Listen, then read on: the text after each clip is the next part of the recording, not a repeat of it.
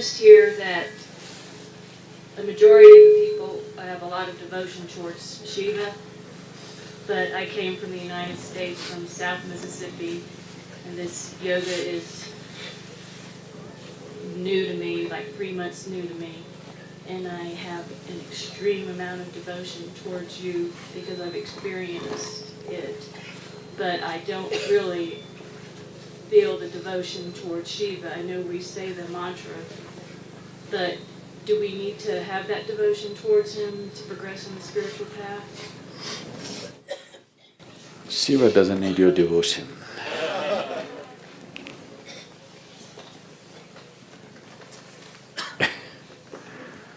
Just yesterday, someone was reading a passage to me from a book written by Friedrich Nietzsche. You heard of him? He's not from Missouri. Mississippi. You're from Mississippi? I'm sorry. He's not from Mississippi, from Germany. So, Friedrich Nietzsche is saying, or his character is saying, only because there are so many people to receive the light, the sun can enjoy coming up.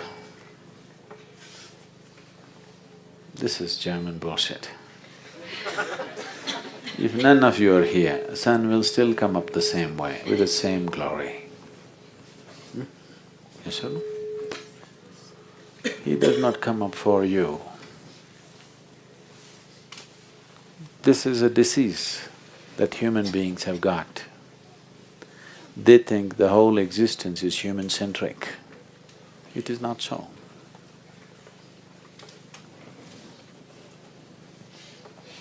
What is here is not human.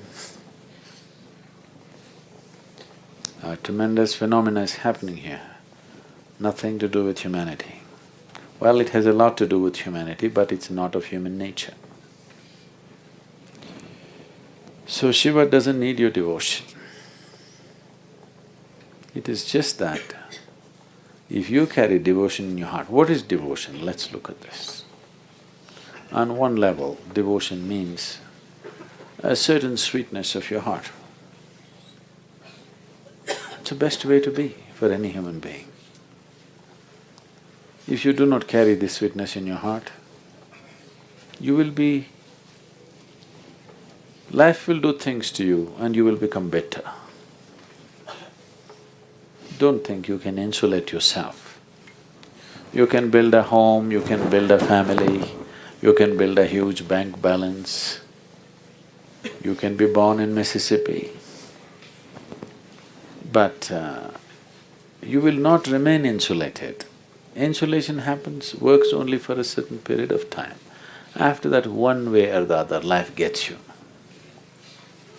If there is no sweetness in your heart, you will become bitter, resentful. This has happened to a large segment of humanity. So on one level, devotion means an enduring sweetness of your heart, a kind of sweetness that does not depend on any outside help. Suppose you fall in love with somebody. Does it happen in Mississippi?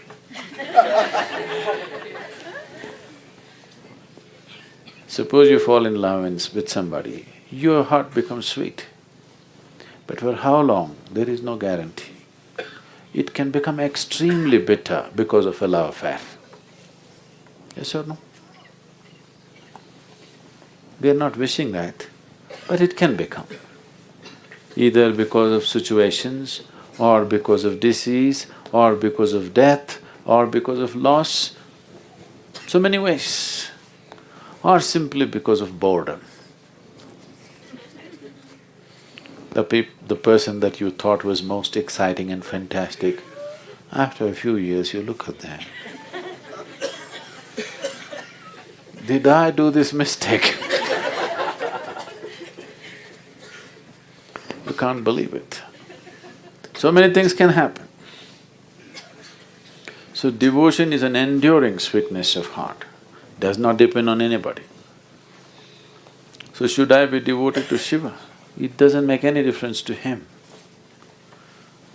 But if you are a devotee, devotion is another kind of intelligence which simple intellect is unable to understand. The nature of a rudimentary intellect is, if we want to know anything, we have to dissect it. Yes. If you become interested in somebody, dissect them. Well, you don't do it physically because the law doesn't permit it. But you mentally dissect them, isn't it? Yes or no? You mentally dissect them and come to a convenient conclusion, not truth. A convenient conclusion as you like it. And one day when that conclusion falls apart, you will become bitter. The very nature of the intellect is to put things apart.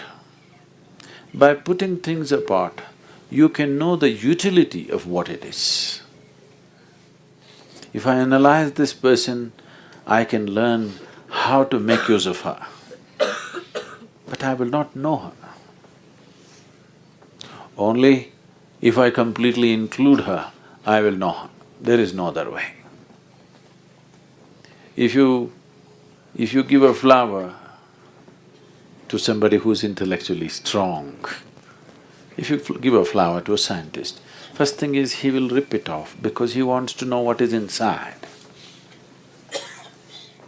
A poet will sing songs about the flower. He does not know what is inside, he does not care what is inside, but it gives him joy. A mystic will become a flower. If he looks at a flower, he will become the flower. Because for him, even a small little flower that is blossoming in something unnoticeable in the grass, even there, the hand of the Creator is actively there, isn't it? Actively there, as active as it is in this one, nothing less. If you pay enough attention to a blade of grass, you will see it has been done with enormous attention. It's been created with a phenomenal sense of attention. It's not been just made like that, okay, just a blade of grass. It was not made like that. Whoever made it paid enormous attention to it. So, a devotee is a different dimension of intelligence. He will see things that nobody else will see. Because devotion means you are devoid of yourself. Between you and the ultimate reality, there is only one barrier, that is yourself. So devotion means you must become devoid of yourself. If that is not possible, at least you should reduce this heap. If you reduce this heap of garbage, suddenly you see life explodes. Life explodes in ways that you have not imagined possible. So, it is not about Shiva, it is about you. But you must walk with devotion. What you're devoted to, it doesn't matter. You must walk with absolute devotion. Devotion means you're devoid of yourself.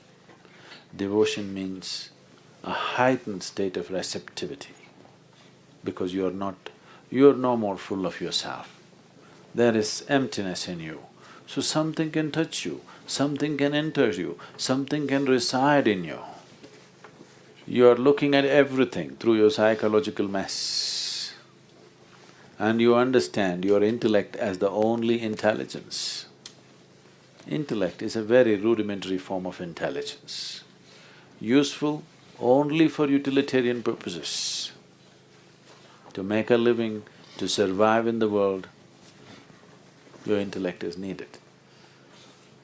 For anything else, if you want to access any other dimension, your intellect is not good enough. A deeper dimension of intelligence in you has to function. If this has to function, to be in devotion is the easiest way to do it.